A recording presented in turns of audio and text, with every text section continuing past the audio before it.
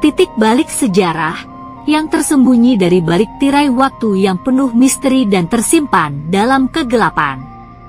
Terdapat karya-karya kuno yang berkekuatan magis dan berbagai rahasia yang menyelimutinya. Kali ini, katanya bukan fakta, akan menampilkan 5 kitab kuno yang dianggap menyimpan misteri besar. Pastikan Anda subscribe dulu channel ini, dan jangan lupa juga untuk like, share, dan komen video ini. Pertama, Necronomicon. Kitab Necronomicon ini merupakan sebuah kitab fiksi hasil karya dari Lovecraft, seorang penulis fiksi horor berkebangsaan Amerika.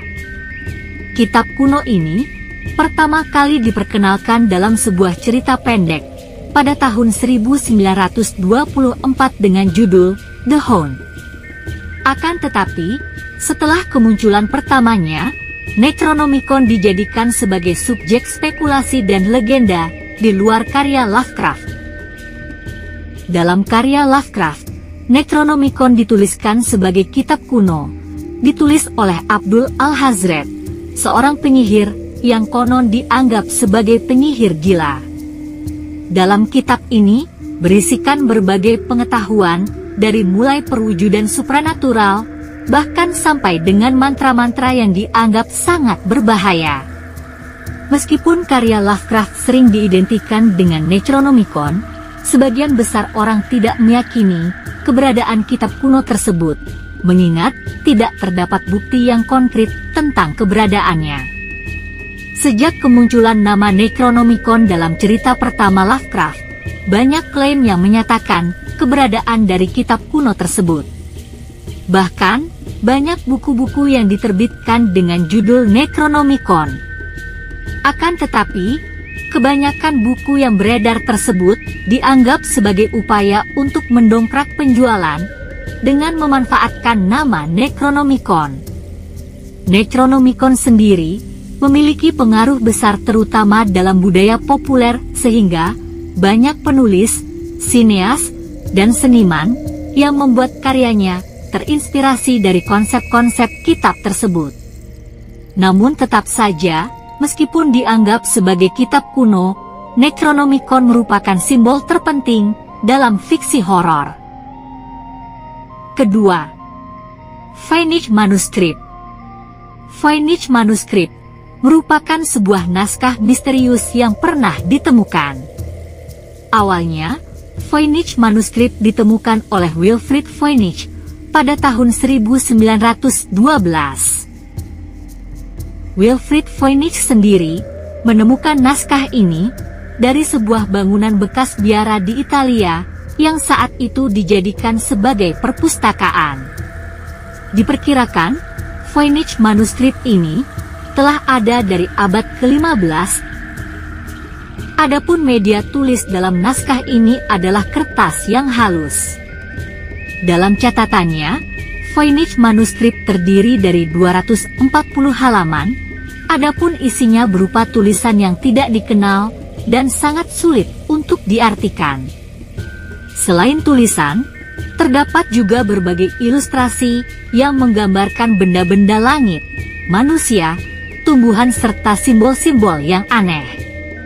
Sejak penemuannya, berbagai usaha untuk memecahkan isi dari naskah tersebut telah banyak dilakukan oleh para ahli, namun sampai saat ini tidak ada yang berhasil memecahkannya. Misteri dari Voynich Manuscript ini akhirnya memunculkan berbagai teori, salah satunya menyatakan bahwa naskah ini adalah palsu, tetapi sampai saat ini juga belum ada pernyataan yang menyatakan naskah tersebut benar-benar palsu. Teori lain adalah sebuah dugaan yang mengaitkannya dengan ilmu pengobatan herbal kuno. Namun tetap saja, hal itu belum dapat dibuktikan kebenarannya. Sampai saat ini, Voynich Manuscript menjadi salah satu artefak yang unik dan penuh dengan misteri, bahkan tetap menjadi teka-teki yang sulit, sehingga sangat sulit untuk dipecahkan. Ketiga, Codex Racinianus. Berikutnya, sebuah kitab misterius bernama Codex Seraphinianus. Kitab ini merupakan buah karya seorang seniman dari Italia bernama Luigi Serafini dan dibuat sekitar tahun 1981. Codex Seraphinianus memiliki teks juga gambar aneh dan misterius. Teksnya sendiri merupakan aksara yang tidak dikenal. Begitu juga dengan gambar-gambar yang ada, menampilkan berbagai objek-objek yang sangat sulit teridentifikasi. Beberapa teori menyatakan bahwa kitab ini adalah karya seni eksperimental, namun sebagian teori lain menyatakan bahwa di dalam kitab tersebut terdapat makna yang tersembunyi. Teori lain bahkan menyatakan bahwa sang penulis terinspirasi oleh mimpi, khayalan dan pengalaman halusinasi. Keberadaan Codex Seraphinianus memang tidak dikenal luas, namun kitab ini nyatanya telah mempengaruhi berbagai ilmu diantaranya seni rupa, seni desain bahkan sastra. Keempat, The Book of Soiga. The Book of Soiga dikenal juga sebagai Aldaraya.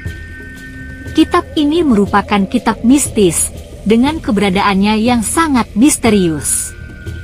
Bahkan, beberapa orang percaya bahwa sebenarnya kitab ini memiliki kekuatan magis yang luar biasa dan merupakan kitab yang berbahaya.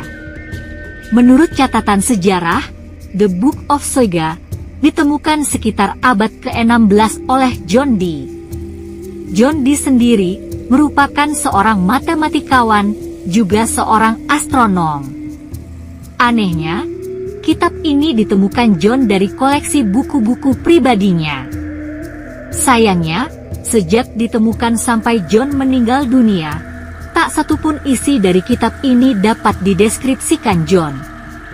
Bahkan setelah John meninggal, kitab ini pun ikut menghilang selama berabad-abad. Setelah menghilang, The Book of Soiga akhirnya kembali ditemukan pada tahun 1994, tepatnya di Bodleian Library, Oxford.